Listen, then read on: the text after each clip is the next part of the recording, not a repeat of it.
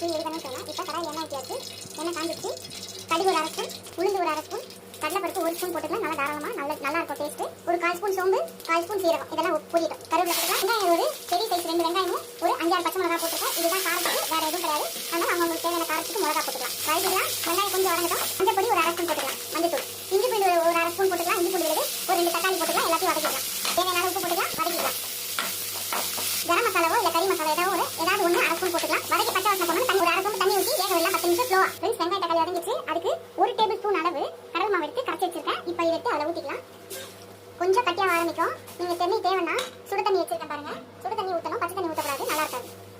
Friends, அவ்வளோதான் கலக்கியாச்சு. ஒரு 5 நிமிஷம் ஸ்லோவாக வச்சு கொதிக்க வச்சு இறக்கினா நம்மளோட வெங்காய மசாலா ரெடி ஆகிடும். பூரி சப்பாத்திக்கு நீங்கள் இதை சைட் டிஷ்ஷாக யூஸ் பண்ணலாம். ஒரு 5 நிமிஷம் கழிச்சு பார்க்கலாம். ஃப்ரெண்ட்ஸ், அவ்வளோதான் ரெடி ஆச்சு. கொஞ்சம் கொத்தமல்லி போட்டு இறக்கிடலாம். நீங்கள் ட்ரை பண்ணி பாருங்க எப்படி